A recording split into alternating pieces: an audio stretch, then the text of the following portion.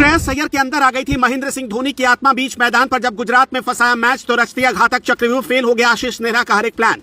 मैदान के बाहर से समझाते रहे गिल, लेकिन एक बहुत बड़ी गलती, गुजरात को ले डूबी मुकाबले में पलट गया पूरा खेल। फिर कैसे गुजरात के शेर हो गए ढेर। पहली बार हारने के लिए खेल रहे थे गुजरात के दो खिलाड़ी। मैच के बाद हुआ भारी ड्रामा, कोच ने हुज्जत बिगाड़ी। अय्यर ने बीच मैदान में कौन सा चलाया था चक्रव्यूह, जिससे फेल हुआ गुजरात। एक बार फिर सभी की धड़कनें तेज हो गई थी। पूरा माहौल गुजरात के शेरों ने सेट कर दिया था और मैच पंजाब की मुट्ठी से फिसलता हुआ नजर आ रहा था। लेकिन ऐसा लग रहा था कि श्रेयस अय्यर की 97 रनों की पारी बेकार चली जाएगी और शुभमन गिल का प्लान काम आ जाएगा, क्योंकि एक छोर से साई सुदर्शन जबरदस्त बल्लेबाजी कर रहे थे तो दूसरे छोर से शुभमन गिल भी दिल जीत रहे थे। दोनों ने धुआंधार शुरुआत देकर गुजरात को मजबूती दी थी, मगर इसके बाद जो कुछ हुआ उस पर यकीन करना मुश्किल था। जैसे ही दोनों खिलाड़ी आउट हुए, मैदान पर उतरे जोस बटलर और रदरफोर्ड। ये दोनों खिलाड़ी टी20 क्रिकेट में बेहद घातक माने जाते हैं। बटलर तो एक अलग ही लेवल के बल्लेबाज है। अगर वो क्रीज पर टिके रहे तो किसी भी टीम को हरा सकते हैं। उन्होंने अपना प्लान तैयार किया, उसे बेहतरीन तरीके से एग्जीक्यूट किया। बटलर और रदरफोर्ड ने धुआंधार बल्लेबाजी शुरू कर दी और पंजाब की गेंदबाजों पर जबरदस्त दबाव बना दिया। ऐसा लगने लगा कि पंजाब अब टूट कर बिखर जाएगा। लेकिन तभी श्रेयस अय्यर की तरफ से कैसा चक्रव्यूह रचा गया जिसने जीत की ओर बढ़ रही गुजरात की टीम को शिकस्त दे दी।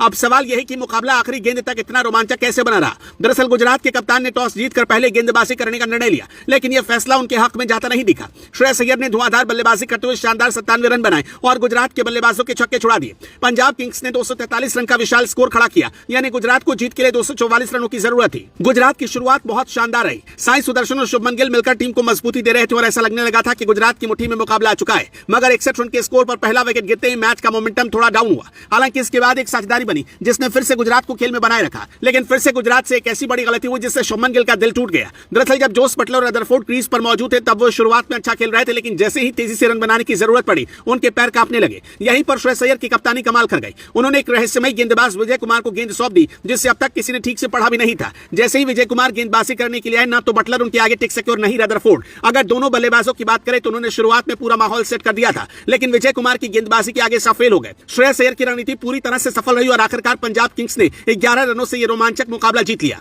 गुजरात की हार की मुख्य वजह मिडिल ऑर्डर की धीमी बल्लेबाजी बनी। अगर गुजरात का मध्यक्रम तेजी से रन बना पाता तो यह मुकाबला उसकी मुट्ठी में आ सकता था। यही कारण था कि शुभमन गिल भी बहुत निराश दिखे। वो खुद से नाराज चल रहे थे। अगर गिल थोड़ी देर और टिक जाते तो मैच को गुजरात के पक्ष में मोड़ा जा सकता था। पिच पर ओस का फैक्टर भी अहम रहा, लेकिन बावजूद इसके गुजरात की टीम को हार झेलनी पड़ी और पंजाब ने अहमदाबाद के स्टेडियम में गुजरात को उसके घर में हरा दिया। अब सवाल यह कि गुजरात की हार के लिए आप किसे जिम्मेदार मानते हैं?